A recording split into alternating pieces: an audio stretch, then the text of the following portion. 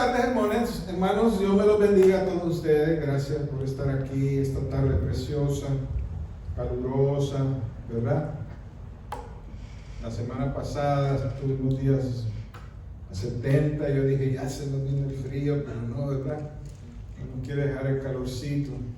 Estaba escuchando que el verano ha entrado tarde, o sea que vamos a tener un periodo más, no sé, porque este tiempo de sequía, porque tenemos un tiempo de sequía, ¿verdad? Creo que hay como dos semanas que no ha llovido, Esto se da en junio, no se da en este tiempo. Ya estamos en agosto, ¿no?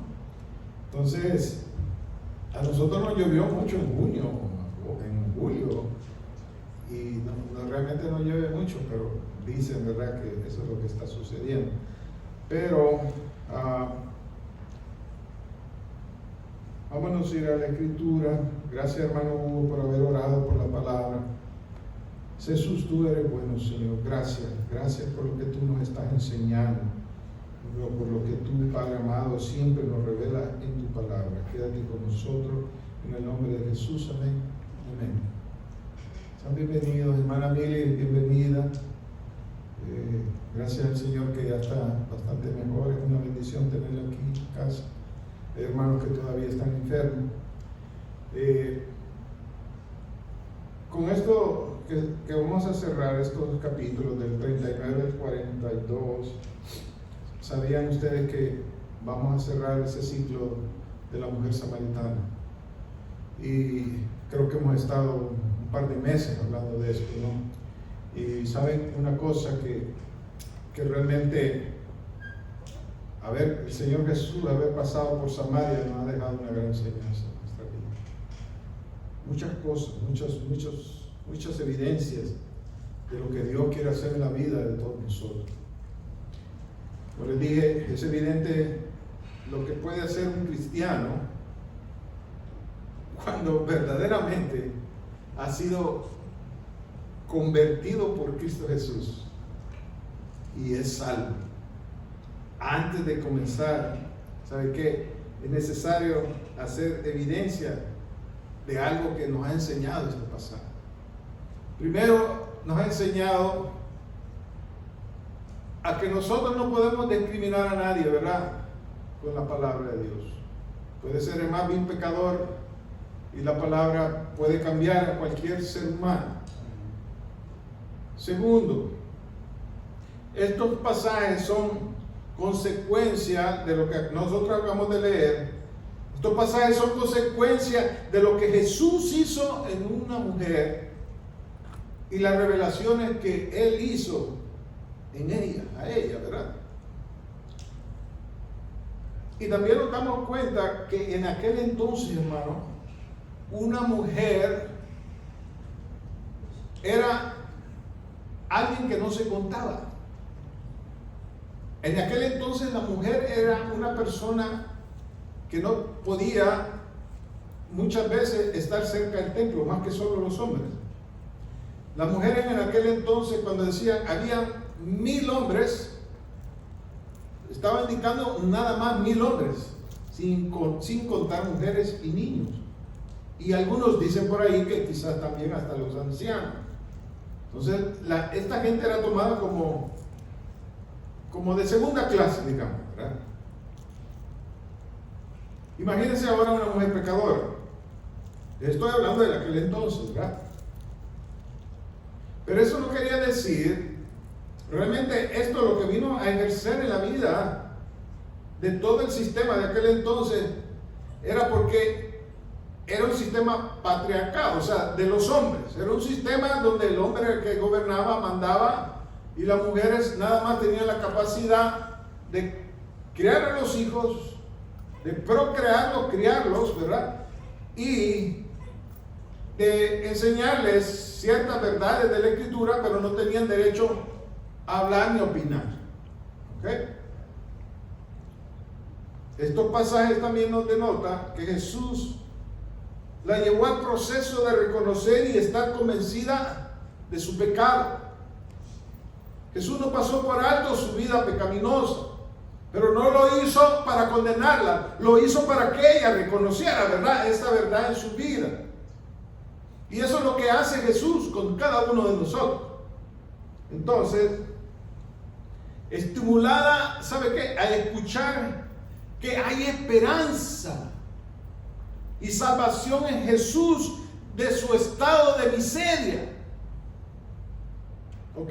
Esto nosotros tenemos que tener claro por el motivo que Jesús pasó por Samaria. Hay una garantía segura de que dicha persona, cuando reconoce su pecado y ha entendido su miseria y su necesidad de alguien que la ayude, hay un porcentaje altísimo de que ha llegado a ser salva esta persona y que cree de manera efectiva de que Jesús es su Salvador. Este evangelio es un diseño hecho, ¿sabe qué?, por el Dios eterno para salvación, ¿sabe qué?, también eterna.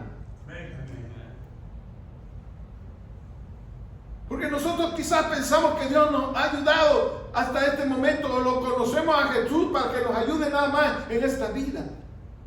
Dice la Escritura que somos los más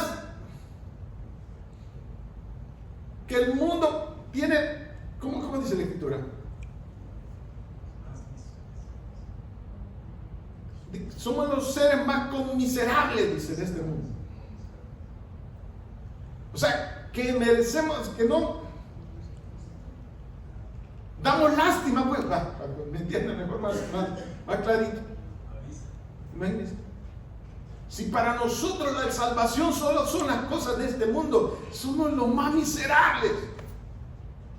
Así está mejor, ¿verdad? Eso es lo que dice Pablo en la Escritura. Entonces nosotros tenemos que entender que la salvación de Jesús en nuestra vida es una salvación eterna. Y que no está ligada a lo que usted haga o lo que usted pueda hacer por Él. Es lo que Él ha hecho por usted y quiere seguir haciendo por usted. Entonces ella entendió estas verdades. El evangelio, como les dije, es un diseño de Dios para salvación eterna de aquellos que se arrepienten de sus pecados y contemplan su fe plena y activa. Oiga bien esta palabra, porque nosotros, dice que los demonios creen, ¿verdad?, y tiemblan. Hay muchos hombres que creen y ni tiemblan, pues medio creen. Pero los demonios tiemblan y ¿saben qué? Van al infierno. O sea que no es solo el hecho de creer que hay un Dios, que existe un Dios poderoso. No solo es eso. Esa es una creencia vaga. Tiene que ser una creencia práctica en nuestra vida. Porque eso da una evidencia de lo que usted y yo, Dios está haciendo en nosotros. Amén. Yo les he dicho muchas veces esto. Nosotros podemos creer que el hombre ha ido a la luna, que el hombre ha hecho aquí. Podemos creer en muchas cosas. Pero no tenemos evidencias tangibles de esas. Y Dios en nuestra vida hace eso. Hay evidencias tangibles de que Dios está transformando nuestra vida. Otra de las cosas que vemos, ¿por qué Jesús pasó por Samaria? Los milagros y los prodigios son una verdad en la iglesia. Amén. Nosotros hemos visto milagros en esta iglesia, aquí en este lugar. Hemos orado por gente, se ha sanado.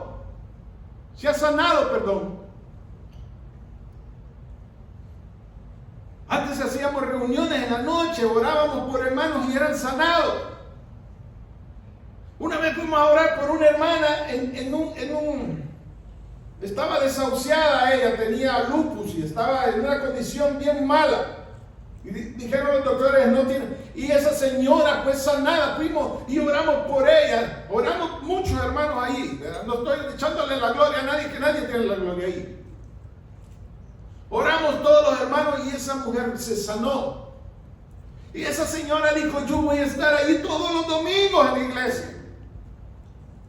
Si el Señor me sana, y voy a hacer que mi esposo venga, mis hijas, todo. Cuando ella salió del hospital fue lo primero que ella hizo. Amén, ¿verdad? Gloria a Dios. Pero 2, 3 domingos ya solo llegaba ella. Y de repente, hasta ahorita no sé dónde está. Eso no pasó aquí, pasó en otra iglesia. La que está aquí cerquita, ¿verdad? Ahí es donde yo conocí al Señor. Hermano, la vimos sana. Los doctores se maravillaron de verla sana. Pero eso no transforma la vida de nadie. Solamente un encuentro real con Jesús transforma la vida de las personas. Yo les he dicho esto. ¿Cuántos de nosotros hemos visto en la Escritura milagros grandes? Muchos de los milagros, ¿saben qué pasó? Negaron a Jesús al final. Cuando la palabra fue fuerte para ellos, dijeron, no, y aquí como, y pues, ¿qué se creó? Comenzaron a negar a Jesús. ¿Me entienden? Porque Jesús, mire, el encuentro real con Jesús es sumamente diferente. Claro, hay evidencia de que existen milagros dentro de la iglesia y tienen que ser evidencia para que la gente venga y se acerque, pero eso no va a cambiar un ser humano. Amén. Eso no garantiza, mejor dicho, la salvación de muchos. Solo un encuentro genuino y real con Cristo Jesús. Otra de las cosas que nosotros podemos ver en evidencia de todo esto que estamos viendo, ¿verdad? Que el Señor pasó por Samaria, es que una persona que practica una religión sin relación con Dios, porque existe una relación real, la Escritura lo dice, ¿verdad? Ayudar a las vírgenes, a los huérfanos, temer a Dios, obedecerlo, esa es una religión verdadera. Pero ¿se acuerdan de Nicodemo? Los religiosos aparentemente que tienen una relación con Dios hacen preguntas y escuchan las respuestas, ¿verdad? Este hombre escuchó las respuestas directas de Jesús, pero no entiende porque las respuestas no son como él las esperaba. Ese es el problema de un religioso. Que el religioso espera que las respuestas que va a tener de parte de Dios siempre sean las que él quiere. Y eso no es así. Nunca va a ser así. Otra de las evidencias que nos dejó este pasaje es que una persona común, ¿verdad? Cuando estoy hablando de común, es una persona que no tiene un puesto religioso. Bueno, hoy en día hay un montón de nombres que les pone, ¿verdad? Profetas, que apóstoles, que reverendo, que, ¿qué más? Hasta arcángeles han salido por ahí. Yo no sé ni de dónde, pues, porque se inventan tanto, ¿verdad? Persona común, ¿verdad? Una persona común como la mujer samaritana es una persona así, está necesitada de respuestas y necesita una guía para la verdad y perdón de su vida de pecado. Y su efectividad es más grande, ¿sabe por qué? Por la sencillez de corazón que tienen estas personas. En su palabra podemos ver. Yo les decía a los hermanos, perdónenme que parezca yo disco rayado repitiendo lo mismo, pero ¿sabe qué? Usted nunca va a tener una relación con Dios si usted no tiene la mirada absolutamente en Él. No la puede tener en nadie, en ningún profeta, en ningún pastor, en ninguna religión, en ninguna creencia. Usted la tiene que tener en Jesús. Y les decía yo también, y estas son evidencias que Juan va poniendo en todo el Evangelio, de que es así de fácil, no es tan complicada la salvación. Somos nosotros las que nos complicamos de todo esto. Les decía, mirar a Jesús, Ven, ven y ve, ¿verdad? Son palabras clave que Juan siempre está hablando en el Evangelio. Perdóneme que parezca disco rayado, pero si no hay esto en nuestras vidas, jamás vamos a conocer ese Jesús de la Escritura. Jamás vamos a conocer ese Jesús que nos habla aquí. Y nos habla de habitar, de permanecer en Él. No es solo es un instante, los días en una semana, unas 2, 3 horas que usted va a la iglesia. Es una constancia diaria de permanencia en Él que transforma la vida de una persona. Otra cosa que nos enseñó es que también nosotros tenemos que seguir sus pisadas, dice, su paso, como Él caminó, así tenemos que caminar. El Señor dijo en la Escritura algo bien precioso que nosotros tenemos que tener claro en esta vida. Digo, un nuevo mandamiento os doy, dijo, que se amen como yo los he amado. Y eso solo está en evidencia en la Escritura, como Él amó a sus discípulos, nosotros los tenemos que amar los unos a los otros, dice la Escritura. Amén. Eso es seguir las pisadas de Él. No es que me cae bien, porque esta mujer samaritana, ese pueblo samaritano, estaba llena de gente odiada por los discípulos, odiada por los judíos. Y Jesús, siendo judío, los amó. Y ya vamos a ver por qué, ¿verdad? Ya vamos a llegar ahí. Entonces, una persona, mejor dicho, como la mujer samaritana, está necesitada de respuesta y necesita un guía de su vida para llevarlo a la verdad. Y necesita perdón genuino de su vida pecaminosa, y su efectividad es más grande por su sencillez en lo que ella expresaba. Vengan y vean, les decía. Me ha dicho todo lo que yo he hecho. Esa fue su predicación. Miren lo que dice Juan 4:29. Esto está más atrás, ¿verdad? Donde leímos. Venid y ved a un hombre que me ha dicho todo en cuanto yo he hecho. ¿No será este el Cristo? Y dice que ellos salieron. Y la palabra que se usa ahí, que fueron a buscar a Jesús, es una palabra de urgencia. Dejaron de hacer lo que estaban haciendo para ir a ver si era cierto lo que esta mujer estaba hablando. Usted y yo no... Oigan ustedes. Usted y yo... ¿Cuándo es que llamamos a la policía? Pues, ¿alguien ha llamado a la policía aquí alguna vez? Yo, la primera vez que yo llamé a la policía, vivíamos en unos apartamentos ¿cómo se llama este pueblo que está aquí? Fox Lake, cerquita, Ingleside. Llegó un hombre, no sé si era, pero era de madrugada, casi nos arranca la puerta. Entonces, y era un lugar, en aquel entonces estaba bonito, pero le pegaba a la puerta. Y yo me acuerdo de que vi por el ojo, ¿cómo le llaman? El ojo biónico, ¿no? ¿Cómo es que le llaman? Y era un tipo más de 2 metros, ¿verdad? Más de 6 pies. Sí, blanco. Y me acuerdo que llamé a la policía, y yo con mi inglesazo, ¿verdad? Aquel inglesazo, bueno. Y le digo, aquí hay un hombre que quiere botar la puerta. Y me dice la mujer, ¿y qué quiere que hagan? ¿Es serio? Así me dijo.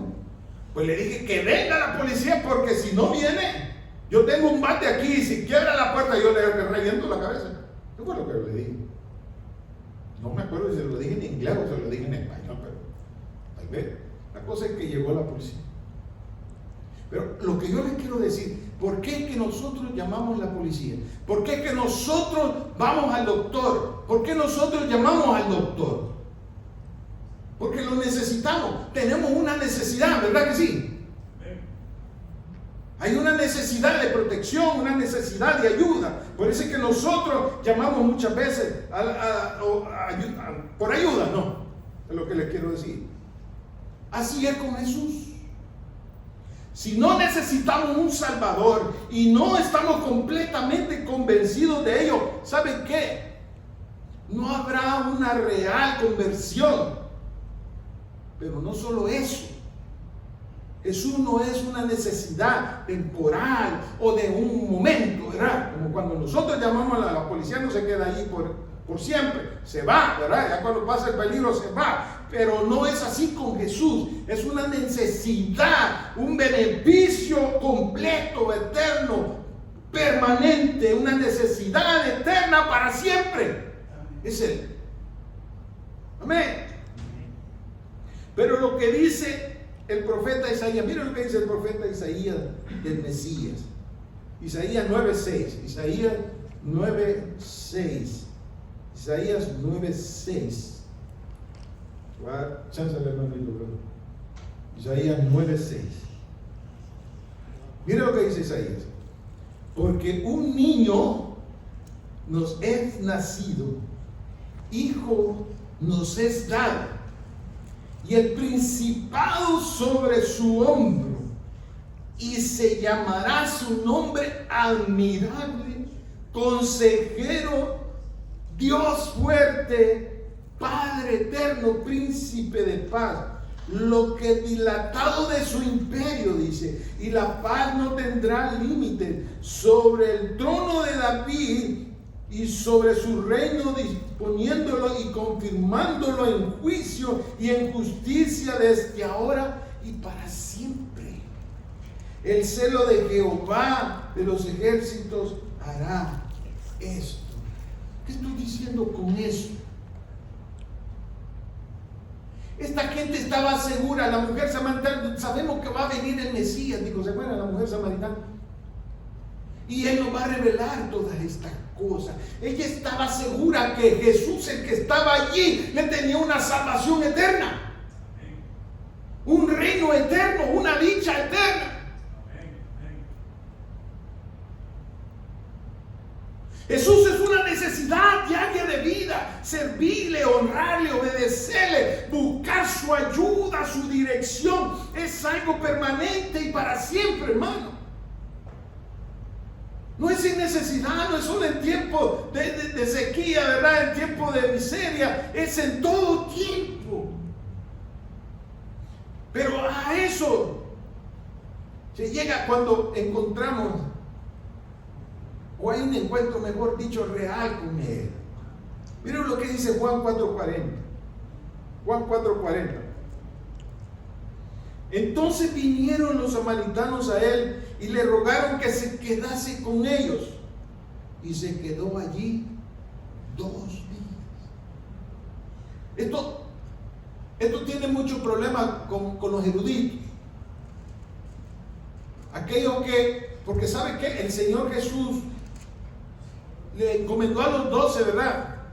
A que fueran y predicaran el Evangelio y que sanaran enfermos, hicieran milagros, pero que no visitaran a los gentiles ni a los samaritanos. ¿Cómo es que Jesús sí llegó allí? ¿Cómo es que Jesús sí fue a ese lugar? Esto no contradice la Escritura. Esto no contradice lo que verdaderamente el Señor estaba haciendo. Lo que Jesús hace con los primeros discípulos es que Él los envía a predicar y le dio poder de sanar enfermos. Miren lo que dice Mateo 10:5, Mateo 10:5. Y a estos 12 envió Jesús y les dio la instrucción diciendo: por camino de gentiles no vayáis, y en ciudades de samaritanos no entréis, sino id antes a las ovejas perdidas de la casa de Israel. Había un propósito, era algo transitorio. Si solo 2 días pasó el Señor, permaneció allí, hubo una gran cosecha, ¿verdad? Pero su misión real, ¿sabe cuál era? Llegar a la cruz. Porque las personas que verdaderamente están necesitadas de perdón, hermano, son tan fáciles de ellas de encontrar al Señor Jesús, de tener un encuentro real con Él. Pero Él también quería dejar demostrado también algo en este momento cuando Él caminó por Samaria, y era que la salvación no solo era para los judíos, sino que para los gentiles, para la gente como usted, como yo. ¿Sabe usted que Felipe, hoy en esta semana estaba hablando de Felipe allá en Joaquín? Felipe fue a Samaria después de la muerte de Esteban, cuando fueron esparcidos. Él fue a Samaria, él estuvo allí. Pedro y Juan estuvieron allí también, para que descendiera, dice, sobre los samaritanos el Espíritu Santo, para que comenzara a hacer el trabajo real en su vida. ¿Quién ya había sembrado la semilla allí? Jesús, ¿verdad? Jesús ya había hecho el trabajo allí. Se les fue más fácil. Juan 4:41 dice: y creyeron muchos y más por la palabra de Él. Y decían a la mujer: ya no creemos solamente por tu dicho, porque nosotros mismos hemos oído y sabemos que verdaderamente este es el Salvador del mundo, el Cristo.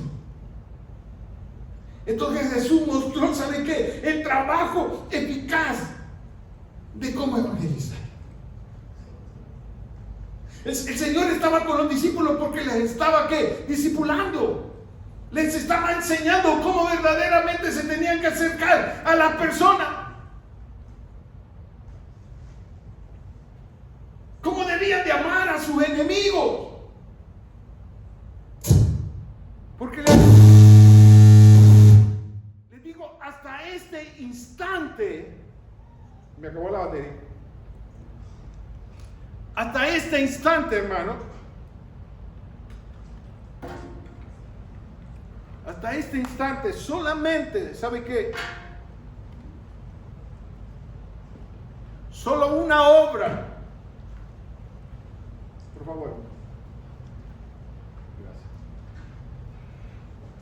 Solo una obra sobrenatural puede cambiar ese problema grande que existe en ese lugar, hasta este instante. Gracias. Hasta este instante.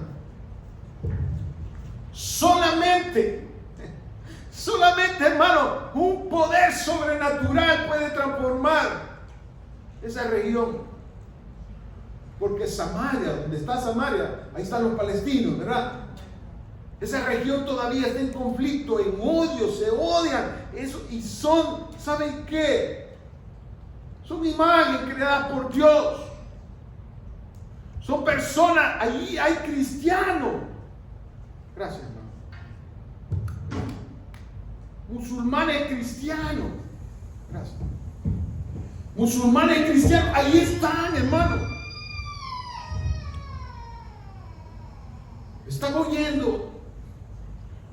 Dice que tienen estadísticas que en esa región hay como 12,000 cristianos que viven en esa área. Son perseguidos y viven escondidos, pero hay cristianos allí, hermano, y están sufriendo todo ese dolor de la guerra, de la persecución. ¿Sabía usted eso? ¿Por qué? Porque el problema no se ha solucionado. No me han entendido esta verdad de la predicación del amor, del evangelio real. Amén. Entonces Jesús mostró el trabajo de un verdadero discípulo, un verdadero evangelizador. Judíos y gentiles son un solo pueblo, haciendo un solo pueblo para Él. Podemos ver también allí lo que Pablo confirma. que dice, ya no solo creemos por lo dicho por ti, porque nosotros mismos hemos oído y sabemos que verdaderamente este es el Salvador del mundo. Esto confirma lo que Pablo decía en la Escritura, Romanos 10:17, que la fe viene por el oír y oír por la palabra de Dios. El Evangelio no ha cambiado, hermano. Nosotros le hemos cambiado. La verdad no ha cambiado. Nosotros la hemos cambiado. La religión la ha cambiado. Yo no digo que Satanás no ha hecho su trabajo, claro que ha hecho su trabajo en todo esto. Pero Jesús, dice la Escritura, es el Salvador del mundo. ¿Qué significa eso? Esto es más que una frontera geográfica. Esto es más que un lugar. Es más que una cultura. Es más que una enemistad. Porque todo eso es consecuencia de una sola cosa. Escuche bien esto. Es el pecado. Esto implica separación con Dios y condenación eterna también. Pero Jesús vino a salvar todo el mundo, dice la Escritura. Cada persona. No me confunda lo que yo estoy diciendo. Que ya Cristo viene a morir por todos y todos vamos a hacer falta. No está hablando de eso. Todo aquel que se arrepiente y confía en Jesús para su salvación, entonces tendrá vida eterna. Pero la salvación es dada a todos. La estrategia es la misma para todos. Vean, miren a Jesús. Vean y por ustedes mismos comprueben lo que Él está haciendo. Permanezcan en Él. ¿Qué más dije? Caminen en sus pisadas, porque entonces Él transformará sus vidas. Él transformará mi vida. Porque el plan es para todos. El evangelio es para todos. El problema es que la gente no quiere entender y escuchar este evangelio porque se le hace aburrido. Se le hace difícil si es tan sencillo. Pero vemos otra cosa, no queremos un lugar donde haya show, donde haya luz, donde haya luces, donde haya humo, donde el predicador se guinde de arriba y de vuelta y ¡pah! Esas son las iglesias, o no. ¿No se han dado cuenta de eso? Esas son las iglesias modernas de hoy en día. Donde son show esos lugares. No. Y eso es lo que a la gente le gusta. ¿Usted cree que eso va a cambiar? Pregunto, seamos conscientes de esto. No es una crítica destructiva a esos lugares, es una crítica constructiva a nuestros corazones, que es lo que a mí me interesa.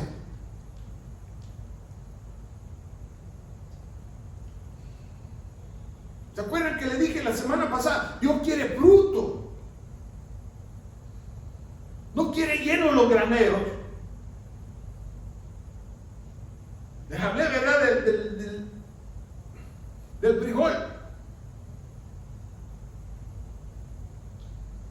Imagínense que estén llenos los graneros de frijoles de esos duros que usted les mete 7 horas de fuego, ¿verdad? No sirve. ¿Usted quiere un qué? Un fruto que cuando usted lo ve, en una hora ya tengo sus frijolitos tan ricos, ¿verdad? ¿Cómo le llamamos? ¿No? De frijolitos de seda le llamamos. No sé cómo le llaman los mexicanos, ¿verdad? Esos frijolitos que usted rapidito ya están. Ay, están ricos. Pues así tiene que ser el fruto real en un creyente. No es cualquier fruto, no es llenar los graneros, es tener calidad de fruto. Y el Señor quiere hacer lo mismo con usted. Porque el fruto no lo doy yo, no se lo doy yo. Se lo da el Señor a usted con la relación que Él quiere que usted tenga. Amén. Ahora, ¿sabe que es indispensable conocer quién es Jesús? Pero no solo saber o tener un conocimiento objetivo de quién es Él, ¿verdad? O literario, o conocitivo, ¿verdad? De Él, sino para aprender a amarlo a Él, a respetarlo, a adorarlo, a obedecerlo. Mire, están escuchando, ya con esto termino. Vamos a salir de platito primero, Dios. Están escuchando un científico matemático, se lo dije a los hermanos hoy, dije, esto lo voy a decir allá en la iglesia, pero se lo voy a decir a ustedes aquí. Está escuchando a un científico matemático que defiende el cristianismo y el evangelio de Jesús en medio, hermano, no está hablando de esos, vemos que medio conocen, ¿verdad? De altos científicos y pensantes, pero todos ellos ateos.